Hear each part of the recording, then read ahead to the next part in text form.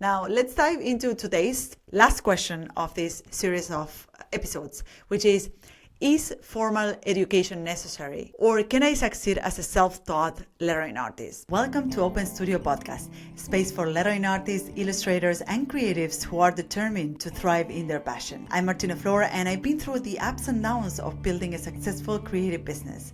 From struggling to make ends meet to achieving my dream of becoming an award-winning lettering designer, I've learned valuable lessons along the way. Now, I'm here to share those lessons, strategies, and tips so that your journey can be smoother. Whether you're looking to turn your passion into a career or want insights to boost your creative business, this podcast is your guide. Join me on the Open Studio Podcast and let's make your creative dreams a reality.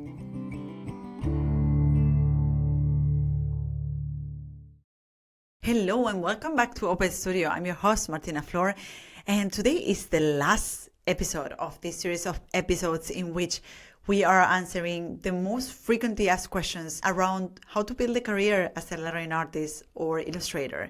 And I want to thank you for sticking around for these 10 short and snappy episodes that unveil the secrets of building a career as a lettering artist or illustrator.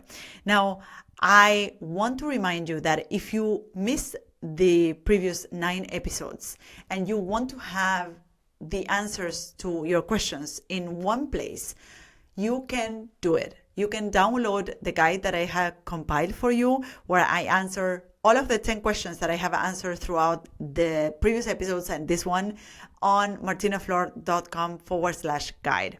It is totally for free. You can download it and you can have all of your answers in one place. I have also included some stories of my personal story as a lettering artist, which I think you will find insightful and sometimes fun. So I will encourage you to download it on martinaflor.com/guide. Now let's dive into today's last question of this series of episodes, which is formal education necessary? Or can I succeed as a self-taught lettering artist? And I love this question because I personally struggled a lot with this. I have studied so much in my life, and I don't regret any single minute of it. I think that learning is one of the most expanding activities that you can do, and I continue to do that nowadays. But I personally thought that the only way I could learn something was through engaging in formal education. And this is what led me to have a degree in graphic design, a postgrad in communication design, and I have 2 masters in art, which is crazy. I have invested so much time into expanding my skills, which, as I said, I would never regret. I love those experiences. They changed my life.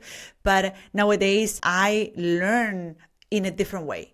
And I wish I would have discovered that earlier in my path, because first, I would have saved hundreds of thousands of dollars in the amount of money that I invested in my education.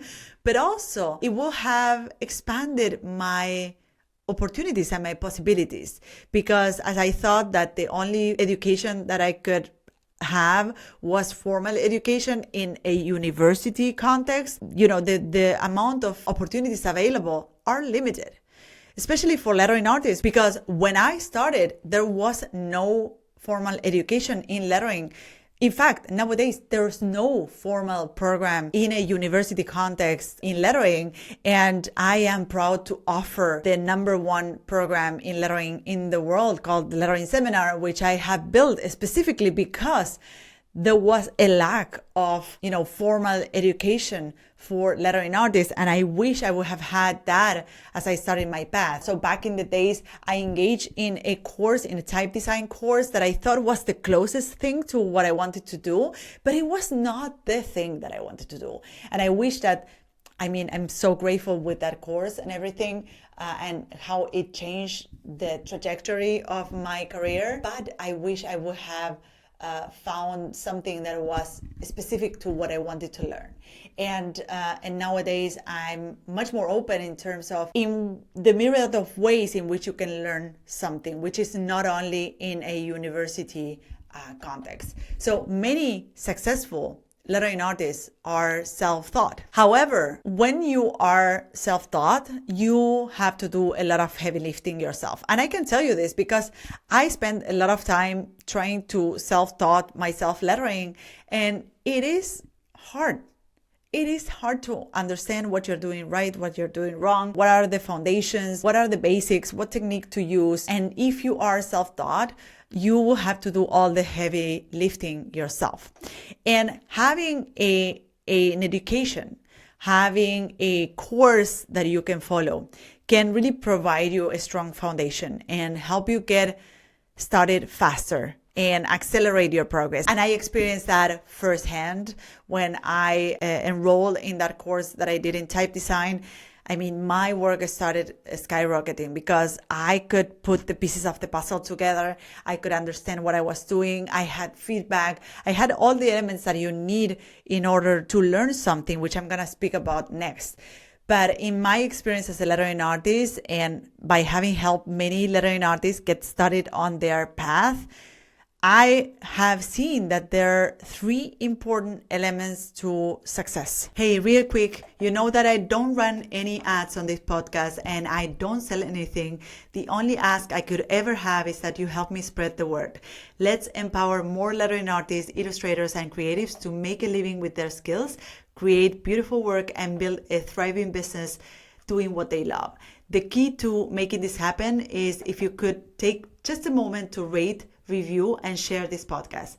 It's as simple as a 10-second review or one tap of the thumb. Your support will mean the world to me, and more importantly, it could change the world for someone else. Now, back to the show. These elements were present in my own success as a lettering artist and in learning lettering, but also I see that happening inside my academy. I see that happening over and over again. And it strikes me how much all of 3 elements are necessary. That when one is missing, you can totally tell, okay, this was missing. And as a student or someone who wants to learn the craft has access to the 3 elements, things start clicking. The other day, one of our members, inside my academy, we have a membership of members that we support throughout their journey and throughout the journey of mastering the craft, creating a portfolio, getting their first assignments. And one of the members told me in one of the studio hours where we all get together and talk and exchange and ask questions, she told me, Martina, things are starting to click. Suddenly with the course, the content, the support, the feedback, the community, your podcast, suddenly the concepts start to click. And I thought, like, thank you. Thank you so much, because all of these elements that I'm going to speak about next, I really believe in these elements, and I think they can be transformative in terms of helping you achieve success in learning a craft and achieving your goals. So let's start by the first one, which has to do, of course, with learning lettering. You have to first create a strong foundation, and you need to learn the right tools. So foundations, the fundamentals are something that you cannot skip. So you need to master the fundamentals or to understand the fundamentals in order to start doing the work. Because having the fundamentals and then having the right tools to work with can really accelerate your progress and skyrocket your results. So engaging in some sort of formal education of some kind that doesn't need to be in a university context will give you solid foundations and solid tools. The other thing that formal education in lettering will give you is to give you guidance and support, which is really essential to identify the flaws and to also show you where there's room for improvement. And if you ever see a program that doesn't have that element, it is like having someone looking over your shoulder and letting you know how you can progress faster. So whatever program or formal education you engage with should have those two elements: providing you with the foundations and giving you support and guidance. Support and guidance is essential. It's very hard to see things when you are in the game. You always need that external look onto your work that can indicate the way forward. And the third element is community. You need to surround yourself with like-minded people, which is really important for your success. And in previous episodes, I spoke about the importance of surrounding yourself with like-minded people, because having someone who has gone through the same struggles or is going through the same struggles, and having people around you who are pursuing a similar purpose can help you not only stay motivated, but also to stay on track. Because throughout this path, you will go off track. That's normal, because life happens. I don't know, kids get sick, you broke your leg, something happened at work, and you will go off track. But if you have people that you really care about, that really care about you, and that are pursuing a similar purpose to that one you are pursuing, then they will call you back and they will say like, hey, come, remember that we are here, and remember that we had this project in common, or that you had this goal. Come back, stay on track, right? So remember, any formal education, I totally recommend it. I think that you can succeed as a self-taught lettering artist. However, it is a slow process, and learning the fundamentals, having someone supporting you and giving you guidance throughout the way, and having a community that you can rely on will definitely accelerate your path to growth as a lettering artist. And I have witnessed firsthand how all of these three elements have had a significant impact on my success as a lettering designer. And to be honest, they have impacted the way in which I teach my students today. So all of my students, they have access to all these three elements because I so much believe in them. And I know that when one of them is missing, you can totally notice. And I see that happening every day in my own academy and community of lettering artists. Without strong foundations, every step becomes a moment of second guessing. If you don't know what you're doing and why you're doing it, every single step becomes a moment of like, am I doing it right? Is this the correct way?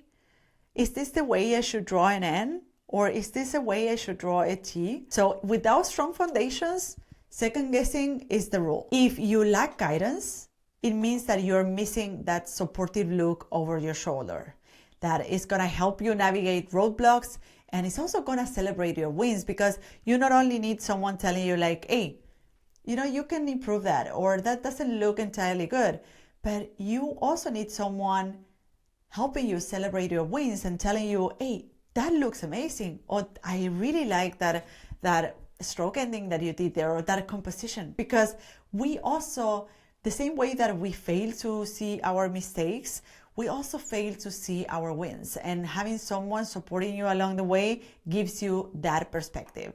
And lastly, without a community, it can be really challenging to stay motivated and on track to achieve your goals. So having all three of them is like rocket fuel, and it really propels you forward. So if you are interested in learning a craft, whatever that is, if it's lettering, if it's a illustration, if it's any graphic art, consider these three elements.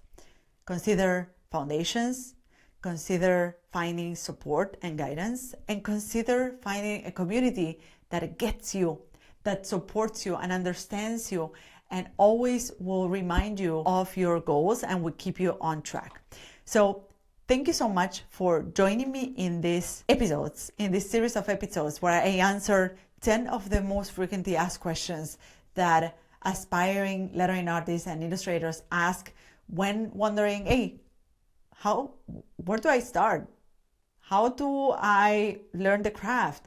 How do I market yourself? Can I make a living with this? I hope that this series of episodes have given you clarity around all of these questions. I want to remind you that you can have all of these questions compiled in one place. I have put together a guide that you can download on martinaflor.com/guide. And in this guide, you will find all of the questions that we have covered throughout the 10 episodes in one place. And I've also included some stories of my own path as a lettering artist, which I hope will be inspiring and fun. So thank you so much for joining today's episode, and see you on the next episode of Open Studio. Bye-bye.